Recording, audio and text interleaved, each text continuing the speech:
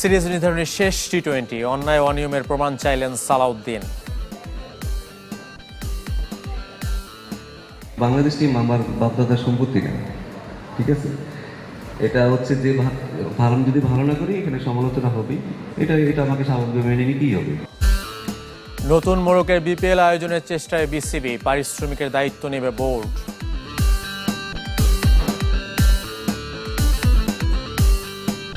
Series নির্ধারণী তৃতীয় শেষ টি-20 দুদলের সামনে সিরিজ জয়ের সুযোগ। প্রথমবার দিনের আলোয় অনুশীলন করেছে টাইগাররা। জয় দিয়ে শেষটা রাঙাতে চান সিনিয়র সহকারী কোচ মোহাম্মদ সালাউদ্দিন, আর সহজেই ছেড়ে যেতে চান না লঙ্কান কোচ সনাত জয়সূর্যা। কলম্বোতে ম্যাচ শুরু সন্ধ্যা 7:30টায়। দীর্ঘ ৩৫ দিনের লম্বা সফরের সমাপ্তির অপেক্ষা, তবু শেষ টি-20কে সামনে রেখে অনুশীলনে সিরিয়াস বাংলাদেশ। যথারীতি রাতের ম্যাচ, তবে এদিন ফ্লাড লাইট নয়, প্রথমবার কলম্বোর কাঠফাটা রোদ্দুরে ঘাম ছড়িয়েছে টিম টাইগার। সে অভিযানে উইনিং কম্বিনেশন ধরে রাখাটা বড় চ্যালেঞ্জ বাংলাদেশের। নেপথ্যে পেসারদের ওয়ার্কলোড ম্যানেজমেন্ট। তাসকিন, মোস্তাফিজ, তানজিম, সাকিবদের কেউই 3 ফরম্যাটে খেলেননি। তবুও পেসারদের নিয়ে বাড়তি সতর্কতায় একাদশে পরিবর্তনের ইঙ্গিত সিনিয়র সহকারী কোচের। কোনো টিমই তো চাইবে না তার উইনিং কম্বিনেশনটা ভাঙার জন্য, এটা নর্মালি সবাই করে থাকে। বাট আমাদের ছেলেদের দিকেও তাকায় যায় অনেক সময়, কারণ ছেলেরাও ইঞ্জুরি থেকে অনেকে আসছে, অনেকে ওয়ার্কলোডটাও আমাদের খেয়াল করতে, কারণ আমাদের পেসগুলোদের ফিট রাখাটা আমাদের জন্য খুব জরুরি। একাদশ পজিশন গোছানোর চ্যালেঞ্জ নিয়ে কোনো রাগ ঠাক নেই সালাউদ্দিনের। স্বীকার করেছেন দলের নির্মম বাস্তবতার কথা। বিভিন্ন সময় হিমশিম খেতে হচ্ছে অধারাবাহিক পারফরমেন্সে। লাস্ট ম্যাচটা আমরা যেভাবে খেলেছি আমার মনে হচ্ছে ভালো মোমেন্টাম পেয়েছি এবং কনফিডেন্সটাও আমাদের আসছে। তাই হোক এখানে আমরা শেষটা ভালোভাবে করতে পারি এবং ইনশাআল্লাহ আমরা ভালো খেলার চেষ্টা করব। এমনকি তার আগের বছরও স্বাগতিকদের হারানোর কীর্তি আছে বাংলাদেশের। যদিও অতীত নিয়ে পড়ে থাকতে চায় না টাইগাররা, আর লঙ্কানরাও পরিস্থিতি বুঝে খেলতে চায়। অতীত ইতিহাসের জন্য কোনো বাড়তি চাপ নেই, তবে প্রতিটা ম্যাচেই চ্যালেঞ্জ থাকে। ব্যাটারদের কাছে তাদের কি করতে হবে, আশা করছি আমরা বাউন্স ব্যাক করব। দু ম্যাচ পর ওয়ানডে আর টি-20 সমীকরণটা একই ছিল, তবে ওডিআইয়ে যা হয়নি এবার ছোট ফরম্যাটে তা করে দেখানোর পালা টাইগারদের। গণমাধ্যমের উপর রাগ ঝাড়লেন জাতীয় দলের সিনিয়র সহকারী কোচ মোহাম্মদ সালাউদ্দিন। প্রমাণ চাইলেন তার বিরুদ্ধে ওঠা অভিযোগের। বিসিবি চাইলে যে কোনো সময় দায়িত্ব ছেড়ে দেওয়ার ঘোষণাও দিয়ে রেখেছেন। স্কোয়াড কিংবা একাদশ নির্বাচনে প্রভাব বিস্তার করেন, স্বেচ্ছাচারিতার প্রকাশ পায় আচরণে। সংবাদ মাধ্যমে এমন অভিযোগের পরিপ্রেক্ষিতে ক্ষুব্ধ সিনিয়র সহকারী কোচ। বাংলাদেশ টিম আমার বাপদাদার সম্পত্তি কেন, ঠিক আছে? এটা হচ্ছে যে যদি ভালো না করি এখানে সমালোচনা হবে, এটা আমাকে স্বাভাবিক মেনে নিতেই হবে। ভালো করলে সবাই বাহাবা দিবে। বাট আমি কি টিমের জন্য আমার 100% দিচ্ছি কিনা, আমি কি আমার জায়গায় অনেস্ট কিনা, সেটা আমার কাছে মুখ্য বিষয়। দলের প্রয়োজনের বাইরে কিছুই করেননি, তাই সুনির্দিষ্ট অভিযোগের প্রমাণ চাইলেন সালাউদ্দিন। টিমে অনেক অভিযোগ, কিন্তু অভিযোগগুলো আপনি লিখে দিলে ভালো হইতো। বলে দিলেন পাবলিকলি, আপনি কাউকে একটু বলে দিলেন, সেটা কিন্তু আসলে আপনাকে তো এভিডেন্স দিতে হবে, ঠিক না? আপনাকে এভিডেন্স দিলে সেটা ওই কোচের জন্য ভালো হইতো যে আমি যদি ভুল করে থাকি আমি জায়গাটা শুধরাবো।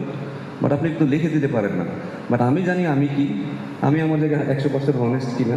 আমি হয়তো ভালো কোচ নাও হতে পারি, ঠিক আছে? আমি যদি ভালো না হয় আমাকে বোর্ড আমাকে সরাই দেবে, কোনো সমস্যা নেই।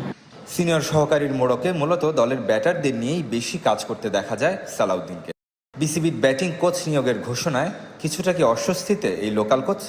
যদিও ক্রিকেট বোর্ডের ভরসায় সালাউদ্দিন, তার সভাপতির কথায় স্পষ্ট। ব্যাটিং কোচ যিনি আছেন এখন মোহাম্মদ সালাউদ্দিন, আমরা তো দেখছি ইজ ডুইং গুড সোফার। এই সিরিজের মাঝখানে ওভারঅল কমেন্ট করবো না, তবে সব সিজনটা শেষ হলে তারপরে আমরা দেখব। কোচিং করানোটাই মুখ্য সালাউদ্দিনের কাছে, সেটা জাতীয় দলে না হলেও। বিপিএল এর মান বাড়াতে ক্রিকেটারদের পর এবার সাংবাদিকদের পরামর্শ নিল ক্রিকেট বোর্ড। পারিশ্রমিকের স্বচ্ছতা, ফ্র্যাঞ্চাইজির জবাবদিহিতা, ব্র্যান্ড ভ্যালু বাড়ানো সহ বেশ কিছু সুপারিশ উঠে আসে আলোচনায়। বেশ কিছু বাস্তবায়নের প্রতিশ্রুতি দিলেন গভর্নিং কাউন্সিল চেয়ারম্যান মাহবুব আনাম। তার মধ্যে অন্যতম ক্রিকেটার সহ পুরো দলের পারিশ্রমিকের দায়িত্ব নেওয়া। বিপিএল খোলনলচে পাল্টে দিতে চায় বিসিবি। সেই লক্ষ্যে অংশীজনদের পরামর্শ নিচ্ছে গভর্নিং কাউন্সিল। ক্রিকেটারদের পর এবার সাংবাদিকদের সাথে হলো মতবিনিময়।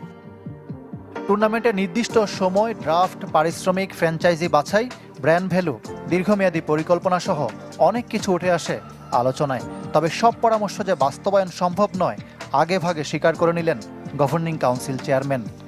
আলাপ আলোচনাটা খুবই প্রাণবন্ত ছিল এবং খুব ওপেন ছিল। অনেক কিছু সাজেশন হয়তো আমরা প্রথমবার সবগুলোকে আমরা করতে পারবো তা ঠিক না, কারণ অনেক কিছু করার জন্য আমাদের হয়তো কিছু আমাদের কিছু ডিফিকাল্টিও থাকতে পারে, কারণ অনেক ভেন্যুর কথা এসছে, ভেন্যুগুলোকে আপগ্রেড করা, fan enhancement, fan engagement. BPL বিশৃঙ্খলার মূলে পারিশ্রমিক ইস্যু।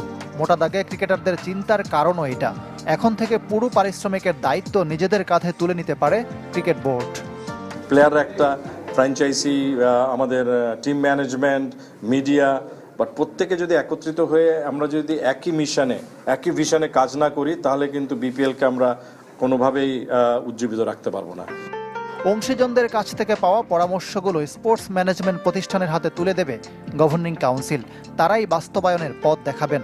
স্বচ্ছ প্রক্রিয়ায় নতুন রূপে বিপিএল আয়োজনের স্বপ্ন দেখালেন মাহবুব আনাম। শেষ পর্যন্ত কথা নয়, কাজে প্রমাণ করতে পারবে তো বিসিবি? এদিকে ক্রিকেটার্স ওয়েলফেয়ার অ্যাসোসিয়েশনের কোয়াবের নির্বাচন হতে পারে সেপ্টেম্বরে। তবে ভোট দিতে পারবেন শুধু জাতীয় দলে খেলা ক্রিকেটার ও বর্তমান প্রথম শ্রেণীর ক্রিকেটাররা। মিরপুরে অ্যাডহক কমিটির সাথে ক্রিকেটারদের সভায় এই সিদ্ধান্ত হয়েছে। তবে সদস্য হিসেবে থাকতে পারবেন সব ক্রিকেটার।